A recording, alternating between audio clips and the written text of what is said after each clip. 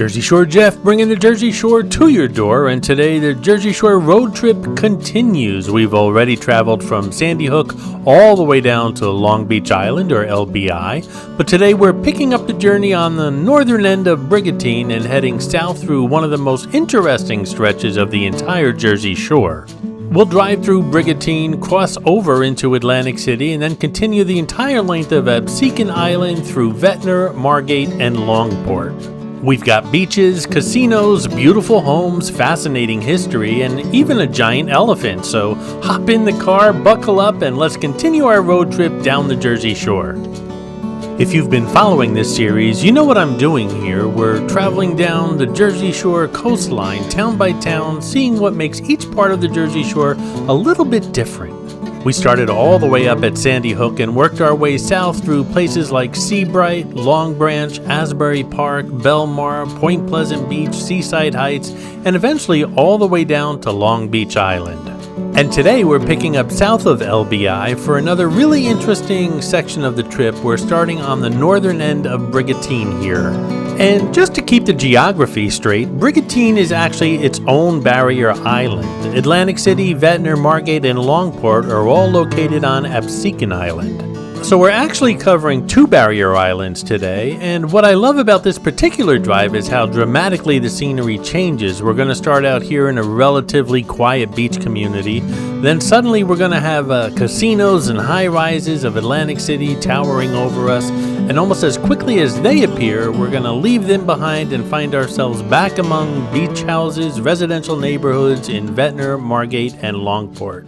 It's just a great example of how diverse the Jersey Shore really is. And just a reminder, this is a road trip. We're not stopping off at every attraction. I've stopped off at a lot of these attractions already if you want to check out the videos on the New York network, whether it be hotels, casinos, restaurants, attractions, places of interest. They're all on here already. Today we're just going to be driving through and checking things out. But Atlantic City's just one stop of a much bigger journey we're doing here on this road trip, because our destination is eventually Cape May, but we're not going there today. We've still got Ocean City, Sea Isle City, Avalon, Stone Harbor, the Wildwoods, and a lot more ahead of us, but those are for future videos. Today it's about Brigantine and Absecon Island.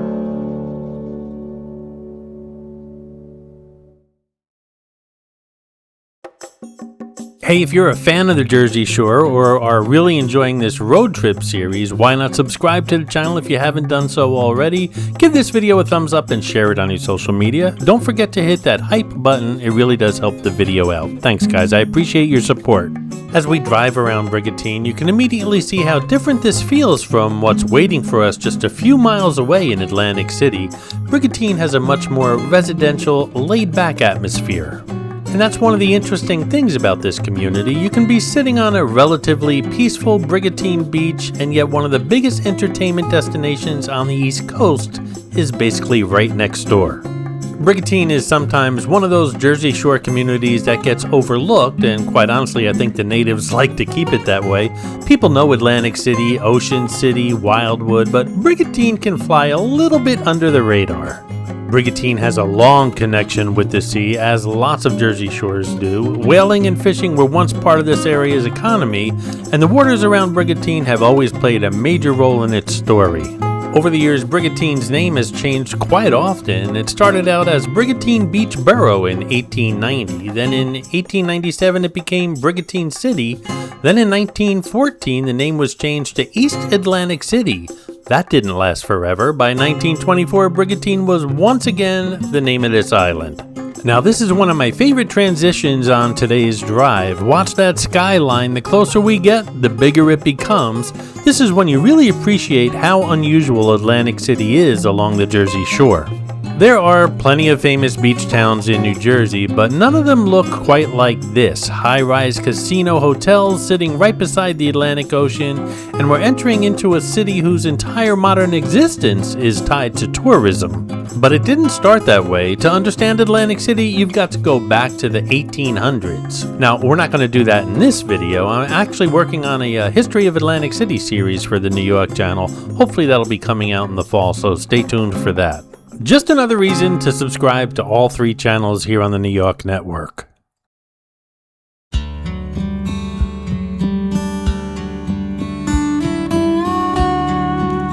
Atlantic City was incorporated in 1854, and Richard Osborne is generally credited for giving the city its name.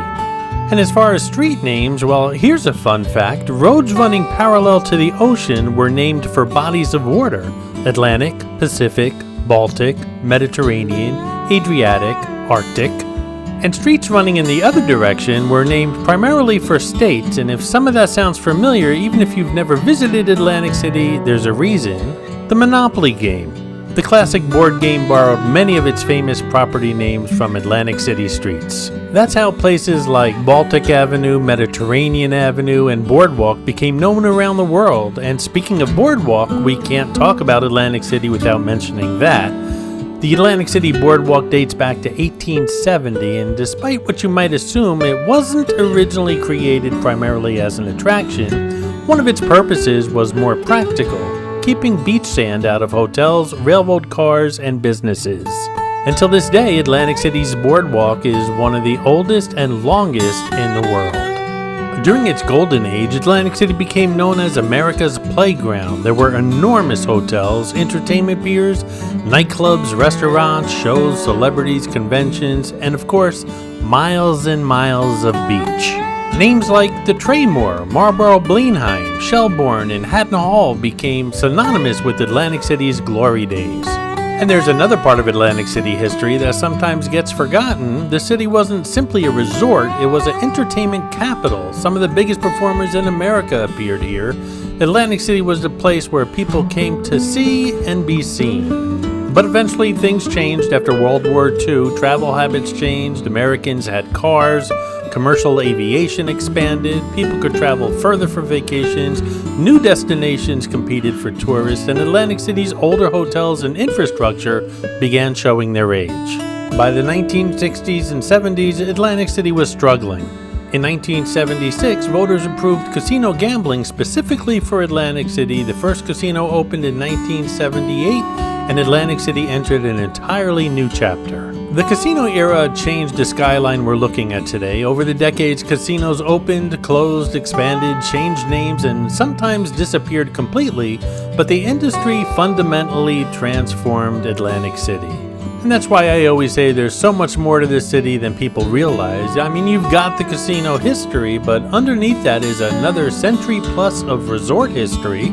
And even today, Atlantic City continues reinventing itself. You have casinos, restaurants, concerts, beach bars, shopping, nightlife, and of course, that boardwalk and beach. No other tourist city in the world can say they have all that. Again, there's so much history, and it can't all be covered in this video, obviously. So again, that series is coming up sometime this fall. Like I said, I've already started it. I really don't want to start uploading the videos until the entire series is completed. So bear with me, guys. Make sure you're subscribed to the channels, and you won't miss a thing.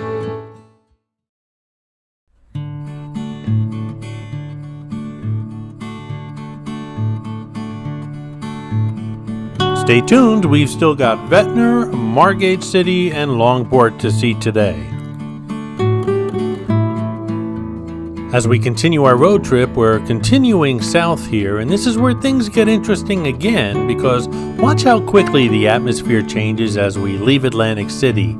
The casinos begin disappearing behind us, the high-rises become fewer, and before long, we're entering Ventnor City. Look at these beautiful homes.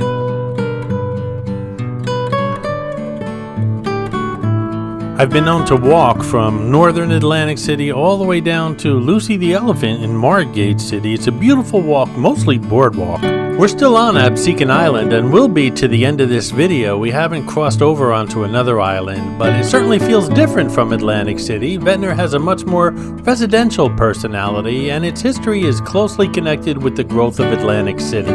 Ventnor officially became a city in 1903. Now think about what was happening around here during that period. Atlantic City was exploding in popularity. Railroad transportation had made Absecon Island accessible. Tourism was booming, so development naturally spread south, and Ventnor offered something different. You could enjoy the ocean and still be close to everything happening in Atlantic City without necessarily living right in the middle of it. And more than a century later, that's still part of Ventnor's appeal. And if you blink, you won't realize that we've already crossed into Margate. Margate sits between Ventnor and Longport, and it's roughly 1.5 miles long. Today it's known for beautiful homes, beaches, restaurants, and that classic upscale residential shore town feel.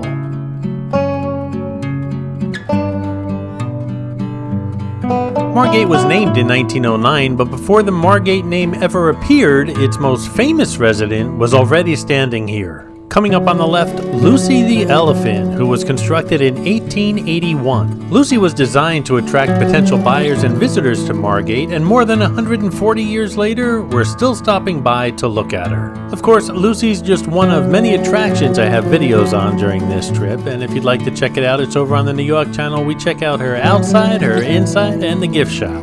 She's always voted one of America's best roadside attractions, and well, what a better thing for a road trip down the Jersey Shore.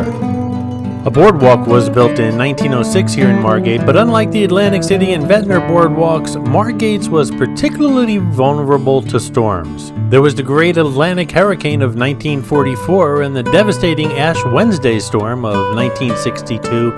So to date, Margate's oceanfront has a different appearance. No big amusement boardwalk, no casino hotels, just beach, dunes, homes, and neighborhood streets. And well, I guess you can say that's part of its charm.